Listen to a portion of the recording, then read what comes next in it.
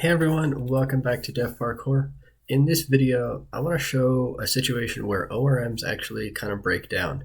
In this particular example, I've been using Entity Framework Core. This is a .NET Core app for basically the entire lifetime of the app, and it's never given me trouble until now.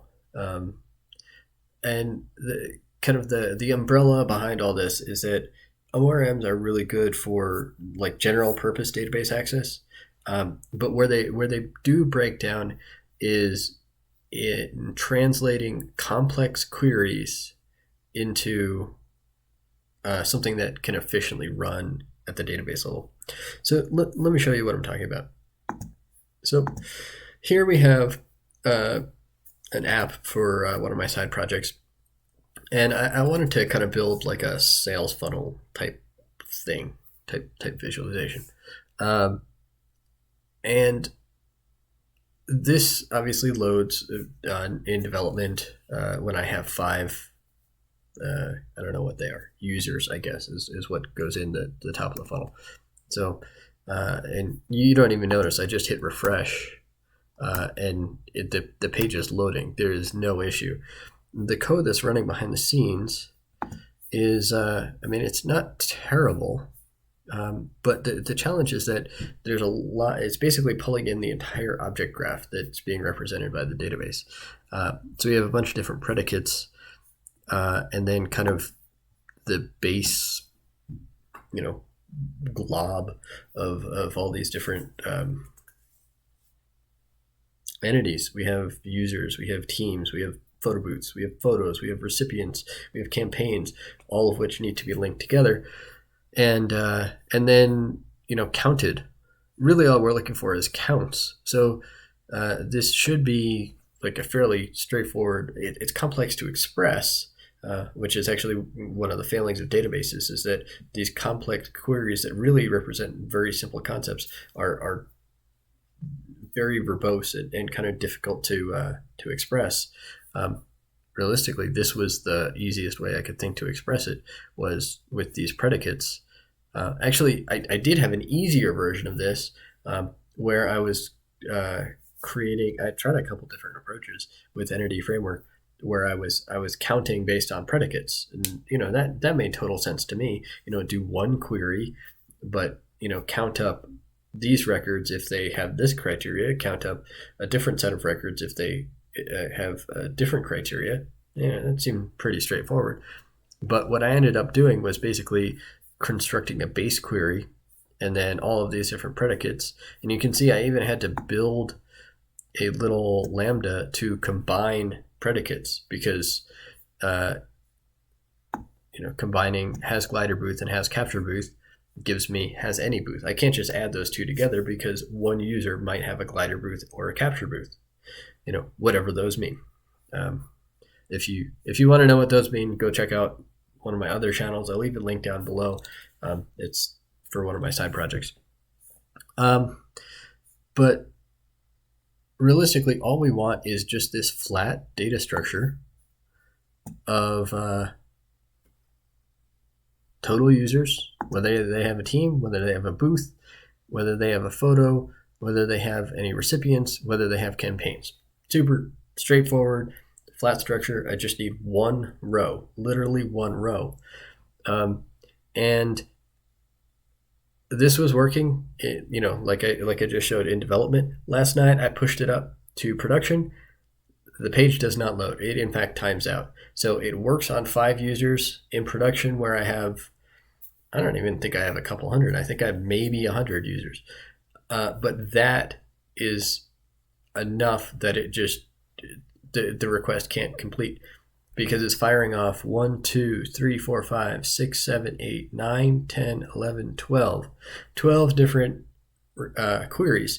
And every single one of them looks like this. It is so nasty. Like, what? Why? We've got a crazy select statement with multiple left joins select on something. What? Why? This is just excessive. So I spent a little bit of time, actually probably like 10 or 20 minutes before I started recording this video. I pulled up Heidi SQL, and let's see if I can, I don't know that I can bump this up, but I started creating the SQL for it. And this is production. I'm running this query in production. And you can see I've got the results row showing up, right? 107 users.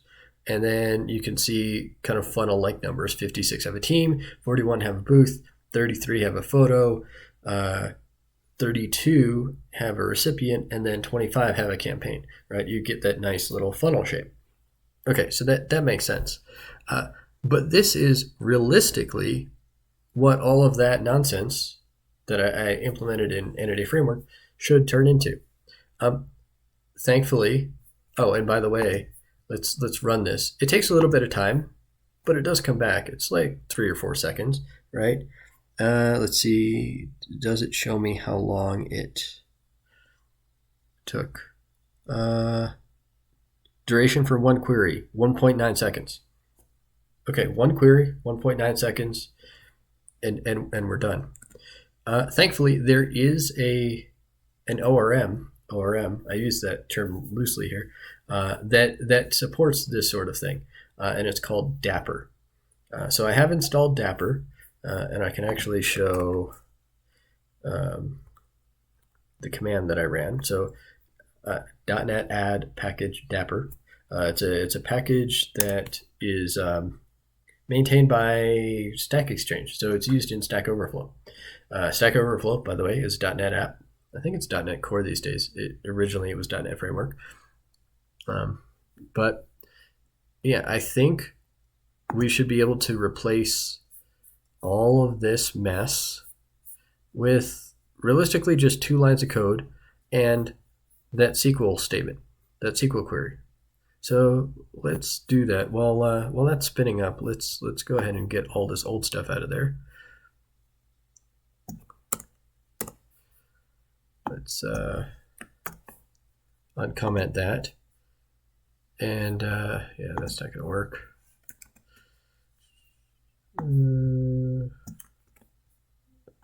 Just paste that in. And let's see how we can get this to be happy. Yeah, that looks good. Okay, let's get rid of this giant comment. And that is it. That should be our function. What this does, so real quick overview of Dapper, it creates this extension method. And it does operate on the actual database connection, so it's not 100% compatible with Entity Framework, but it's close enough. So it adds this query method, which is a generic method. You pass in the type that you want to return from this method. And the idea is that you I actually might need to change things a little bit because it does return an array or an iList of T of that type, I believe. So might just need to do something like that. And change the variable name there, because for testing I made it I gave it a different name. But those need to match up because I want to use that as the model. So it's parameterized, generic. So you pass in the type that the row that each individual row conforms to. You run the query, and each row becomes one object of that type. Really simple, straightforward. It just takes SQL and gives you objects back. There is a way to parameterize your queries. Obviously, in this case, there's no parameters, so I don't have to worry about that. And literally no parameters. Like that's hard coded. That's hard coded. Those are the only strings. Everything else is just, does it exist? Is it not null? Those, simple things like that. So that should do it. And hopefully we should be able to go back here and get the same numbers. So 5, 3, some 3s, 1, 1, 2. And we refresh. And if all goes well, we get the same number. It looks like it came back and we got the same numbers. All right. So that's that. My guess is that, like, I think I can tell it's faster even just refreshing here. It's just ever so slightly faster. I know it's going to be faster in production. So I'm going to end this video and then I'll commit and push to production. And I will see you in the next video. Be sure to subscribe. Like this video, hit that notification bell, comment down below. If you've used Dapper, I really want to know your experiences with it, and especially if you've used Dapper and Entity Framework Core. I know there's a Dapper Entity Framework bridge, but if you've used Dapper and Entity Framework Core together, I'm curious about your experiences. So go ahead and leave a comment down below. Really interested. And of course, subscribe, click that notification bell, like. If you're already a subscriber to the channel, thank you for being a subscriber. I couldn't do this without you. I really appreciate you watching the videos, and I will see you in the next one.